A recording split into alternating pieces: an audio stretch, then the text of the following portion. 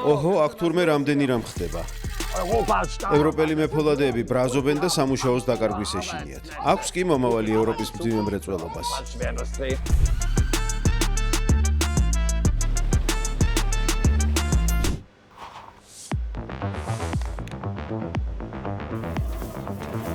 ევროპული მრეწველობის გადარჩენის გეგმა უკვე არსებობს. სუფთა ინდუსტრიის შეთანხმება. ასე უწოდა ევროკომისიამ საკუთარ ინიციატივას. ევროკავშირის ინდუსტრიის კონკურენტუნარიანობისა და დეკარბონიზაციის სტრატეგია იმიტომ შეიქმნა, რომ ევროპული მრეწველობა დაიცვას ენერგიაზე უზომოდ გაზრდილი ფასებისა და უთანასწორო კონკურენციისგან. განსაკუთრებულად დიდი პრობლემები მრეწველობის იმ დარგებს აქვთ, რომლებიც მეტისმეტად ბევრ ენერგიას მოიხმარენ, როგორიცაა მაგალითად ფოლადის წარმოება. თანაც მსოფლიოში ფოლადი უკვე ჭარბი რაოდენობით იწარმოება. ყველაფერთან ერთად ამერიკის შეერთებული შტატების მთავრობამ საბაჟო გადასახადი გაზარდა. შედეგად არსებობს რისკი იმისა, რომ საერთაშორისო ვაჭრობის ნაკადმა ამერიკიდან ევროპის ერთიანი ბაზრისკენ გადაინაცვლოს. უცხოელმა მომწოდებლებმა შესაძლოა ევროკავშირის ბაზრის დაპყრობა დემპინგური ფასებით სცადონ. დემპინგური ფასის მქონე ფოლადმა ევროპელი ფოლადის მწარმოებლები უთანასწორო კონკურენციაში რომ არ დააზარალოს, ევროკომისიამ ტარიფებისა და კვოტების დაწესებით დამცავი ფარის შექმნა ჯერ კიდევ 2018 წელს გადაწყვიტა. ახალი დამცავი ინსტრუმენტი, კარბონის საზღვარზე გათანაბრების მექანიზმი, ეგრეთ წოდებული CBAM-ი კი 2026 წელს ამოქმედება. ეს რეგულაცია ცემენტის, ალუმინის, რკინისა და ფოლადის არაევროპელ მწარმოებლებს ევროკავშირის საზღვრის გადაკვეთის დროს CO2-ის გადასახადს აკისრებს. ევროპის მძიმე მრეწველობა რომ გადარჩეს, თამაშის თანაბარი პირობების შექმნა აუცილებელია. Damit Europas Schwerindustrie überlebt, braucht es gleiche Spielregeln für alle. ევროპულ მრეწველობას მომავალი რომ ჰქონდეს, ამისათვის ევროკავშირს 100 მილიარდი ევროს მობილიზება სურს. სასწორზე ევროპის ინდუსტრიული საძირკვლის გარდა კიდევ ბევრი რამდევს. აქ 10 კვადრატული კილომეტრის ფართობზე, სადაც ქვანახშირისა და რკინის მადნები მდებარეობს, გერმანიის ინდუსტრიული გული ფეთქავს. ThyssenKruppის ფოლადის საწარმოში 27,000 ადამიანი ამზადებს ფოლადს. აქედან 11,000-ის შემცირება იგეგმება.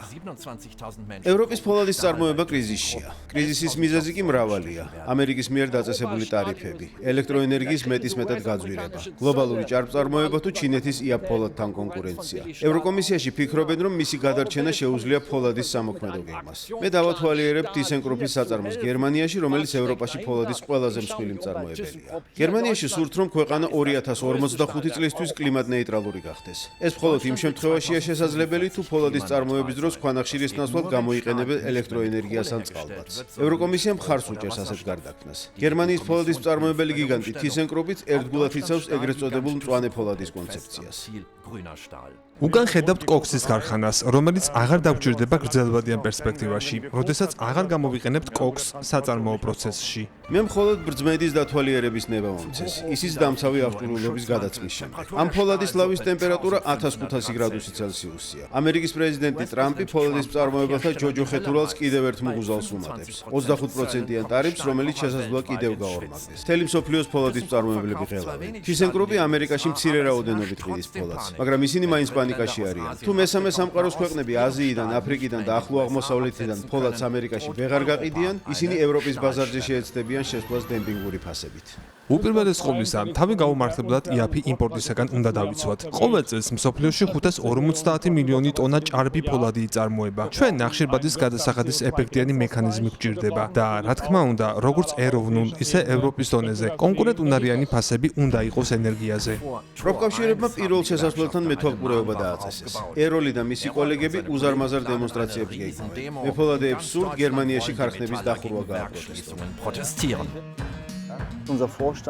პირველ რიგში, ჩვენი საწარმოს აღმასრულებელი საბჭოს წევრებმა უნდა გადაიფიქრონ 11,000 ადამიანის შემცირება.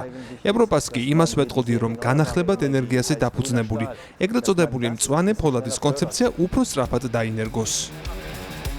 ეროლი გვაფრთხილებს, რომ დეინდუსტრიალიზაციის საფრთხე არსებობს.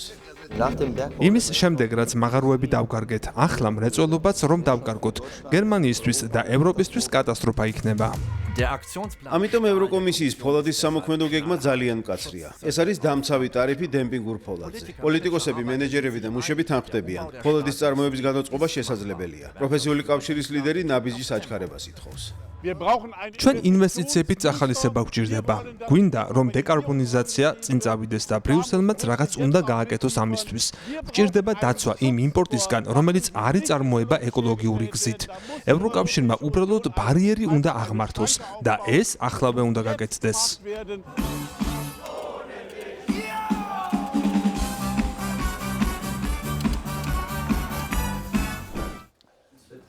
ოჰო, თქვენი პირველი სამუშაო კონტრაქტი.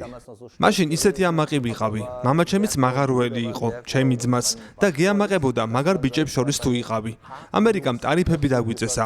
ევროპამაც იგივე უნდა გააკეთოს. ევროპა საკმაოდ ძლიერია საიმისოდ, რომ თქვას, რასაც ისინი აკეთებენ, ჩვენც შეგვიძლია გავაკეთოთ. Als Reaktion auf Trumps Stahlzölle belegt nun auch die EU-Kommission Produkte. ტრამპის ფოლადის ტარიფების sapasუხოდ ევროკომისიაც აწესებს ამერიკიდან შემოტანილ პროდუქციას საბაჟო გადასახადს. ევროპის ფოლადის ინდუსტრია კრიზისშია. ამერიკის ტარიფები და ჩინეთის დემპინგური ფასები საფრთხეს ათასობით დასაქმებულს უქმნის. მათ შორის რურის რეგიონში, გერმანიის ფოლადის წარმოების გულში. Ruhrgebiet, dem stählernen Herzen Deutschlands. გერმანიის ეკონომიკის ინსტიტუტში უნდა შევხვდე გალინა კოლებ-შეფერს, კიოლნის ტექნოლოგიის უნივერსიტეტის პროფესორს, ექსპერტს სავაჭრო პოლიტიკისა და გლობალიზაციის საკითხებში. Globalisierung. გამარჯობა ქალბატონო გალინა. მე რურის რეგიონი მოვიარე და იქაურ მეფოლადეებსა და მენეჯერებს ვესაუბრე. ხალხს გაურკვევლობა ადარდებს. მათ უამრავი კითხვა აქვთ. მე ჩავიწერე ზოგიერთი კითხვა თქვენთვის. ჩინეთის ბაზარმა გადაგვიარა და ჩვენ უბრალოდ ვუყურებთ. რატომ არაფერს ვაკეთებთ? გლობალური ბაზარი წალეკა ეგრეთ წოდებული ნახშირბადის მეშვეობით წარმოებულმა ფოლადმა, რომელიც ზიანს აყენებს კლიმატს. ევროკომისიამ უკვე აღიარა ეს პრობლემა. როგორია თქვენი რეკომენდაციები, რა უნდა გავაკეთოთ? ევროკომისიამ უკვე შემოიღო ეგრეთ წოდებული ნახშირბადის გადასახადის CBAM-ი, რაც ნიშნავს, რომ მომავალი წლიდან ფოლადის იმპორტით გამოწვეულ ნახშირბადის გამონაბოლ გზზე გადასახადს გადაიხდიან. Heute ist das Problem auch დღეს პრობლემას ამერიკის მიერ ევროპულ ფოლადზე დაწესებული ტარიფებიც ქმნის. Das trifft natürlich die europäische Stahlindustrie. ეს ევროპის ფოლადის ინდუსტრიას დიდ დარტყმას აყენებს არა მხოლოდ იმიტომ, რომ ამერიკაზე მოდის ევროპული ფოლადის ინდუსტრიის ექსპორტის 20%, არამედ იმიტომაც, რომ ევროპის ბაზარზე სულ უფრო მეტი ფოლადი შემოდის ამერიკის ტარიფების Stahl aus გამო. anderen Ländern aufgrund der US-Zölle. ევროკავშირი ასეთი წინადადებით გამოვიდა. ევროპელმა მომხმარებლებმა ევროპული ფოლადი უნდა იყიდონ. kaufen. ეს ძირითადად ეხება ეკოლოგიური გზით მიღებულ, ეგრეთ წოდებულ მწვანე ფოლადს, რადგან ჩვენ ისიც გვინდა, რომ ფოლადის ინდუსტრია დეკარბონიზაციის გზით წავიდეს. მწვანე ფოლადის საწარმოებლად ძალიან ბევრი ენერგია გვჭირდება. საიდან უნდა მოვიტანოთ ეს ენერგია? Dafür brauchen wir auch ამიზანს რომ მივახციოთ საჭიროა განახლებადი ენერგორესურსების გაფართოებაც ევროპაში. ასევე გვჭირდება ელექტროგადაცემი ხაზების ქსელის გაფართოებაც სამხრეთ ევროპაში, რათა დავრწმუნდეთ, რომ შესაძლებელია მწვანე ფოლადის წარმოება ხელსაყრელი პირობებით. hergestellt werden kann.